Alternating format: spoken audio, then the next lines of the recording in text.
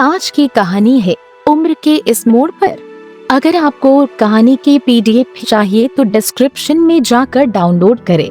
अगर आपको ये कहानी पसंद आए तो वीडियो को लाइक और शेयर करें। तो चलिए सुनते हैं उम्र के इस मोड़ पर राहुल के मोहपास में बंधी सुषमा के साथ क्या हुआ। आज रविवार है। पूरा दिन बारिश होती रही है। अभी थोड़ी देर पहले ही बरसना बंद हुआ था, लेकिन तेज हवा की सरसराहट अब भी सुनाई पड़ रही थी। गीली सड़क पर लाइट फीकी फीकी सी लग रही थी। सुषमा बंद खिड़की के सामने खोई खोई खड़ी थी और शीशे से बाहर देखते हुए राहुल के बारे में सोच रही थी। पता नहीं वह इस मौसम में कहाँ है। बड़ा खामोश, बड़ा दिलकश माहौल था। एक ताजगी थी मौसम में, लेकिन मौसम की सारी सुंदरता, आसपास की सारी रंगीनियां दिल के मौसम से बंधी होती हैं। और उस समय सुषमा के दिल का मौसम ठीक नहीं था। विशाल टीवी पर कभी गाने सुन रहा था तो कभी न्यूज। वह आराम के मूड में था। छुट्टी थी, निश्चिंत था। उसने में आवाज दी, सुषमा क्या सोच रही हो खड़े खड़े? कुछ नहीं, ऐसे ही बाहर देख रही हूँ। अच्छा लग रहा है। यश और समृद्धि कब तक आएंगे?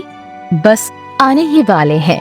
मैं उनके लिए कुछ बना लेती हूँ, कहकर सुषमा किचन में चली गई। सुषमा जानबूझकर किचन में आ गई थी। विशाल की नजरों का सामना करने की उसमें इस समय हिम्मत नहीं थी।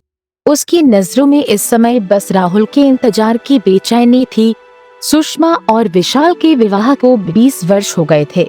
युवा बच्चे यश और समृद्धि अपनी अपनी पढ़ाई और दोस्तों में व्यस्त हुए तो सुषमा को जीवन में एक रिक्तता खलने लगी। वह विशाल से अपने अकेलेपन की चर्चा करती। विशाल, आप भी काफी व्यस्त रहने लगे हैं। बच्चे भी बिजी हैं। आजकल कहीं मन नहीं लगता। शरीर घर बाहर के सारे कर्तव्य तो निभाता चलता है, लेकिन मन में एक अजीब वीराना सा भरता जा रहा है। क्या करूं? विशाल समझाता, समझ रहा हूँ तुम्हारी बात, लेकिन पद के साथ साथ जिम्मेदारियां भी बढ़ती जा रही है। तुम भी किसी शौक में अपना मन लगाओ। मुझे बहुत अकेलापन महसूस होता है। मन करता है कोई मेरी बात सुने, मेरे साथ कुछ समय बिताए। तुम तीनों तो अपनी दुनिया में ही खोए रहते हो। सुषमा, इसमें अकेलेपन की क्या बात है? यह तो तुम्हारे हाथ में है। तुम अपनी सोच को जैसे मर्जी जिधर ले जाओ। अकेलापन देखो तो कहाँ नहीं है। आजकल फर्क बस इतना ही है कि कोई बूढ़ा होकर अकेला हो जाता है, कोई थोड़ा पहले। इस सच्चाई को मन से स्वीकारो तो कोई तकलीफ नहीं होती। और हाँ, तुम्हें तो पढ़ने लिखने का इतना शौक था ना। तुम तो कॉलेज में लिखती भी थी। अब समय मिलता है तो कुछ लिखना शुरू करो। मगर सुषमा को अपने अकेलेपन से इतनी आसानी से मुक्त होना मुश्किल लगता। इस बीच विशाल ने रुड़की से दिल्ली MBA करने आए अपनी प्रिय दोस्त के छोटे भाई राहुल को घर आने के लिए कहा तो सुषमा राहुल से मिलने के बाद खिली उठी। हॉस्टल में रहने का प्रबंध नहीं हो पाया तो विजय ने विशाल से फोन पर कहा, यार उसे कहीं अपने आसपास ही कोई कमरा दिलवा दे। घर में भी सब लोगों की चिंता कम हो जाएगी। विशाल के खूबसूरत से घर में पहली मंजिल पर 2 कमरे थे। एक कमरा यश और समृद्धि का स्टडी रूम था, दूसरा एक तरह से गेस्ट रूम था। रहते सब नीचे ही थे। जब कुछ समझ नहीं आया तो विशाल ने सुषमा से विचार विमर्श किया, क्यों न राहुल को ऊपर का कमरा दे दें? अकेला ही तो है, दिन भर तो कॉलेज में ही रहेगा। सुषमा को कोई आपत्ति नहीं थी। विशाल ने विजय को अपना विचार बताया और कहा, घर की ही बात है, खाना सुषमा को कोई आपत्ति नहीं थी। विशाल ने विजय को अपना विचार बताया और कहा, घर की ही बात है, खाना भी यही खा लिया करेगा, यही आराम से रह लेगा। विजय ने आभार व्यक्त करते हुए कहा, ठीक है, उसे पेइंग गेस्ट की तरह रख ले। विशाल हंसा, क्या बात कर रहा है? जैसे तेरा भाई वैसे मेरा भाई। राहुल अपना बैग ले आया। अपने हंसमुख स्वभाव से जल्दी सबसे हिल मिल गया। सुषमा को अपनी बातों से इतना हंसा था कि सुषमा तो जैसे फिर से जी उठी। नियमित व्यायाम और संतुलित खान-पान के कारण सुषमा संतुलित देहयष्टि की स्वामिनी थी। राहुल उससे कहता, कौन कहेगा आप यश और समृद्धि की माँ हैं? बड़ी बहन लगती है उनकी। राहुल सुषमा के बनाए खाने की, उसके स्वभाव की, उसकी सुंदरता की दिल खोलकर तारीफ करता और सुषमा अपनी उम्र के 40वें साल में एक नवयुवक से अपनी प्रशंसा सुनकर जैसे नए उत्साह से भर गई। कई दिनों से विशाल अपने पद की बढ़ती जिम्मेदारियों में व्यस्त होता चला गया था। अब तो बस नाश्ते के समय विशाल हाँ करता हुआ जल्दी जल्दी पेपर पर नजर डालता और जाने के लिए बैग उठाता और चला जाता। रात को आता तो कभी न्यूज, कभी लापता, तो कभी फोन पर व्यस्त रहता। सुषमा उसके आगे पीछे घूमती रहती, इंतजार करती रहती कि कब विशाल कुछ रिलैक्स होकर उसकी बात सुनेगा।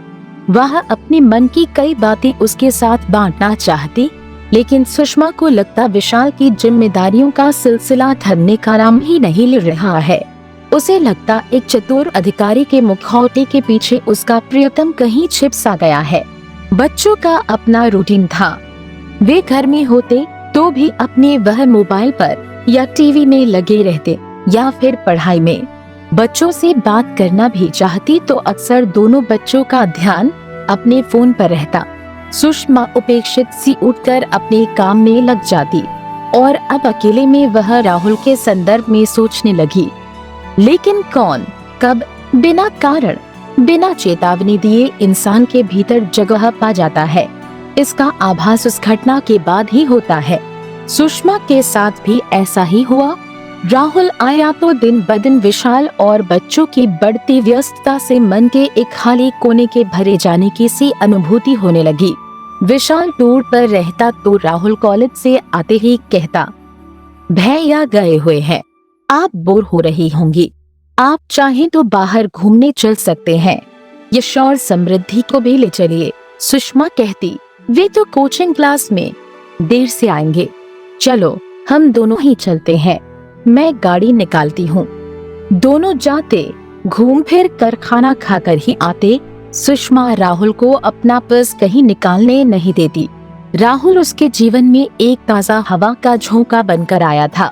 दोनों की दोस्ती का दायरा बढ़ता गया।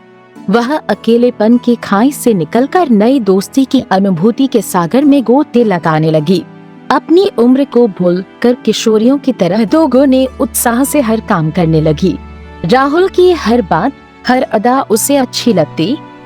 कई दिनों से अकेलेपन के एहसास से चाहे अनचाहे अपने भीतर का खाली कोना गहराई से महसूस करती आ रही थी।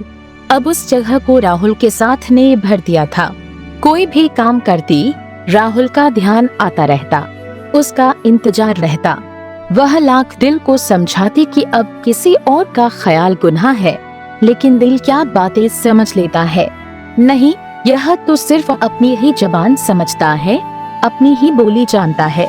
उसमें जो समा जाए वह जरा मुश्किल ही से निकलता है। अब तो न चाहते हुए भी विशाल के साथ अंतरंग पलों में भी वह राहुल की चहकती आवाज से घिरने लगती। मन का दो दिशाओं में पूरे वे से खिंचना उसे तोड़ जाता। मन में उथला पुथल होने लगती। वह सोचती, यह बैठे बैठाए कौन सा रोग लगा बैठी। यह किशोरियों जैसी बेचैनी, हर आहट पर चौंकना। कभी वह शीशे के सामने खड़ी होकर अपनी मनोज पर खुद ही हंस पड़ती। अचानक एक दिन राहुल कॉलेज से मुंह लटकाए आया। सुषमा ने खाने के लिए पूछा तो उसने मना कर दिया। वह चुपचाप ड्राइंग रूम में ही गुमसुम बैठा रहा। सुषमा ने बार बार पूछा तो उसने बताया, आज कॉलेज में मेरा मोबाइल खो गया। यहाँ आते समय विजय भैया ने इतना महंगा मोबाइल लेकर दिया था। भैया अब बहुत गुस्सा होंगे।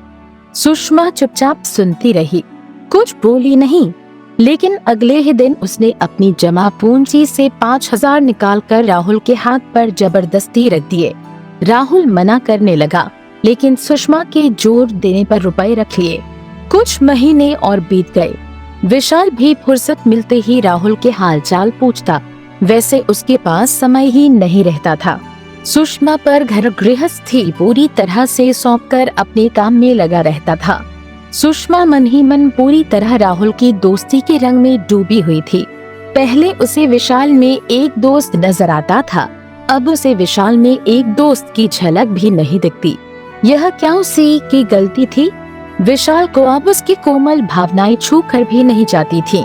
राहुल में उसे एक दोस्त नजर आता है, वह उसकी बातों में रुचि लेता है, उसके शौक ध्यान में रखता है, उसकी पसंद नापसंद पर चर्चा करता है।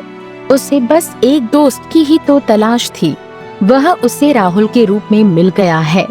उसे और कुछ नहीं चाहिए। एक दिन विशाल टूर पर था। यश और समृद्धि किसी बर्थडे पार्टी में गए थे। अंधेरा हो चला था। राहुल भी अभी तक नहीं आया था। सुषमा लॉन में टहल रही थी। राहुल आया, नीचे सिर किए हुए मुंह लटकाए ऊपर अपने कमरे में चला गया। सुषमा को देखकर भी रुका नहीं तो सुषमा को उसकी फिक्र हुई। वह उसके पीछे पीछे ऊपर गई। जब से राहुल आया था वह कभी उसके रूम में नहीं जाती थी। मेड ही सुबह सफाई कर आती थी। उसने जाकर देखा राहुल आंखों पर हाथ रख कर लेटा है। सुषमा ने पूछा, क्या हो गया? तबीयत तो ठीक है। राहुल उठकर बैठ गया, फिर धीमे स्वर में बोला, मैं ठीक हूँ। तो रोनी सूरत क्यों बनाई हुई है? भैया ने बाइक के पैसे भेजे थे। मेरे दोस्त उमेश की बहन की शादी है, उसे जरूरत पड़ी तो मैंने उसे सारे रुपए दे दिए।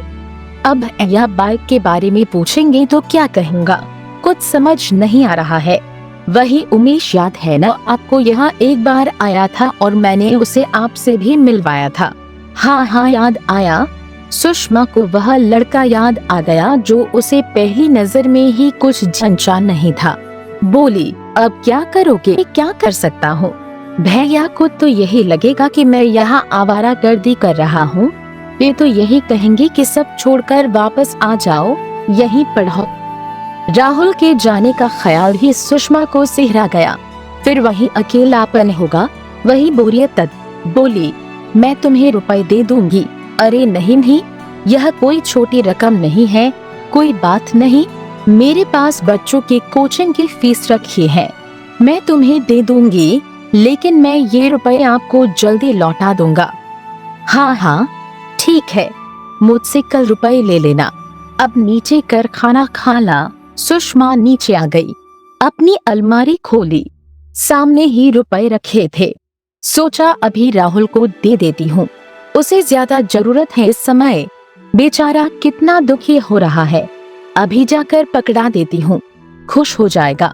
वह रुपए लेकर वापस ऊपर गई। राहुल के कमरे के दरवाजे के बाहर ही उसके कदम ठिठक गए। वह फोन पर किसी से धीरे धीरे बात कर रहा था। न चाहते हुए भी सुषमा ने कान उसकी आवाज की तरफ लगा दिए। वह कह रहा था, यार उमेश, मोबाइल और बाइक का इंतजाम तो हो गया। सोच रहा हूँ अब क्या मांगूंगा। अमीर औरतों से दोस्ती करने का यही तो फायदा है। उन्हें अपनी बोरियत दूर करने के लिए कोई तो चाहिए और मेरे जैसे लड़कों को अपना शौक पूरा करने के लिए कोई चाहिए। मुझे तो यह भी लगता है कि थोड़ी सब्र से काम लूंगा तो वह मेरे साथ सो भी जाएगी।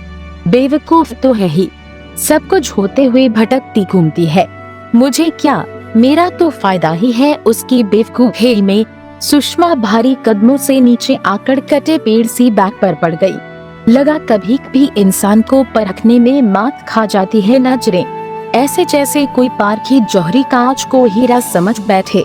उसे स्वयं पर शर्माई। इतने दिनों से वह राहुल जैसे चालाक इंसान के लिए बेचैन रहती थी। सही कह रहा था राहुल, वही बेवकूफी कर रही थी। अकेलेपन के एहसास से उसके कदम जिस राह पर बढ़ चले थे, अगर कभी विशाल और बच्चों को उसके मन की थाह मिल जाती तो क्या इज्जत रह जाती उसकी उनकी नजरों में। तभी विशाल की आवाज कानों में गूंजी, अकेलेपन से हमेशा दुखी रहने और नियति को कोसने से तो अच्छा है कि हम चीजों को उसी रूप में स्वीकार कर लें जैसी वे हैं। तुम ऐसा करोगी तभी खुलकर सांस ले पाओगी। इस बात का ध्यान आते ही सुषमा को कुछ शांति सी मिली। उसने कुदरत को धन्यवाद दिया। उम्र के इस मोड़ पर अभी इतनी देर नहीं हुई थी कि वह स्थिति को संभाल न सके।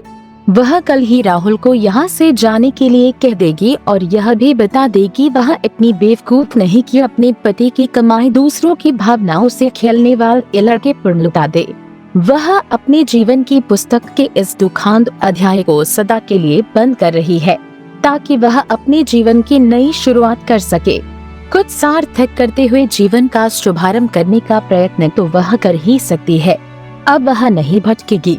क्रोध, घृणा, अपमान और पछतावे के मिले जुले आंसू उसकी आंखों से बह निकले, लेकिन अब सुषमा के मन में कोई दुविधा नहीं थी। अब वह जिएगी अपने स्वयं के सजाए सनवरे लम्हे।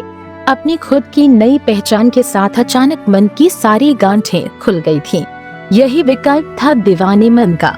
उसने फोन उठा लिया। राहुल के भाई को फोन कर दिए गए पैसों की सूचना देने के लिए और उन्हें वापस मांगने के लिए। कहानी यहाँ पर ही खत्म होती है। आपको कहानी कैसी लगी? अगर अच्छी लगी हो तो लाइक शेयर जरूर करें और ऐसे ही कुछ अच्छी और सच्ची कहानी सुनने के लिए चैनल को सब्सक्राइब जरूर करें। पीडीएफ की लिंक डिस्क्रिप्शन में है। कहानी सुनने के लिए धन्यवाद।